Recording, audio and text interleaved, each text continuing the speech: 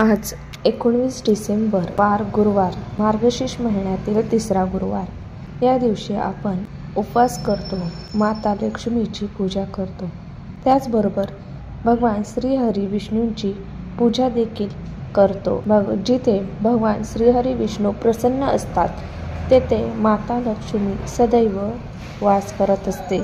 या दिवशी या व्रत वैकल्यासोबतच आपण काही आर्थिक समस्या सोडवण्यासाठी, नोकरी व्यवसायात प्रगती होण्यासाठी काही उपाय केले तर ते प्रभावी ठरतात। तर आज तुम्हाला मी हळदीचा उपाय सांगणार आहे।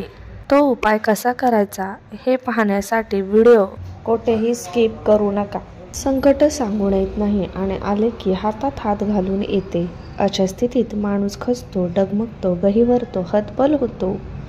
त्यात आर्थिक भार हा न पेलवणारा, खचून टाकणारा असतो। अशा वेळी प्रयत्न सातत्य टिकून ठेवत देवाचा कौल मिळवण्यासाठी काही सोपे उपाय करायचे असतात, जेणेकरून आयुष्यात मोठा आणि सकारात्मक बदल घडेल। हा जो उपाय सांगणार आहे तो केवळ आर्थिक समस्या सोडवण्यासाठी नाही, तर नोकरीत व्यवसायात प्रगती होत नसेल, पदोन्नती होत नसेल, पगारवाढ होत नसेल किंवा सहकाऱ्यांचा बॉसचा त्रास होत असेल तर दिलेला उपाय कामी येईल आणि तुमच्या मार्गातील अडचणी दूर होण्यास मदत होईल।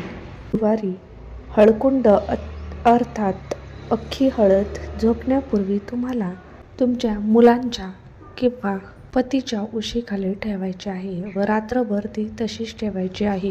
दुसऱ्या दिवशी ती काढून घ्यायची आहे। पुन्हा नोकरी व्यवसायात प्रगती होत नाही किंवा अडचणी सुटत नाही तोपर्यंत हा उपाय करायचा आहे।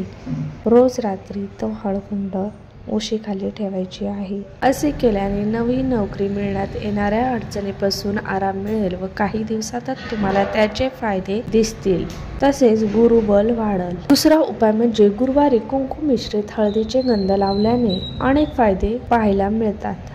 हळद आणि कुंकू याचे गंध लावल्याने आपल्या सौंदर्यात भर पडतेच, पण भाग्य उजळते, संपत्ती वाढते, आर्थिक प्रश्नातून सुटका होते, गुरुचे पाठबळ मिळते, भाग्योदय होतो।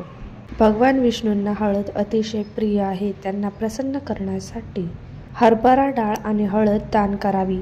या उपायाने भगवान विष्णू सोबत देवी लक्ष्मीचीही कृपा होते आणि पैशांसंबंधित सर्व समस्या दूर होतात। गुरुवारी गळ्यात किंवा हातात तुम्हाला हळदीची माळ घालावी।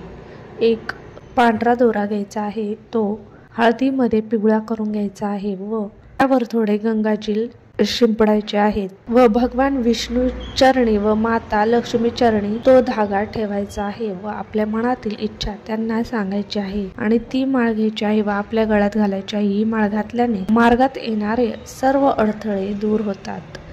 तसेच गुरुवारी जर तुम्ही घराबाहेर पडण्यापूर्वी गणपती बाप्पाला हळदीचा टिळा लावावे आणि हाच हळदीचा टिळा आपल्या कपाळी लावावा आणि मगच घराबाहेर पडावे। असे केल्याने शुभ परिणाम मिळून कार्यक्षेत्रात प्रगती होते।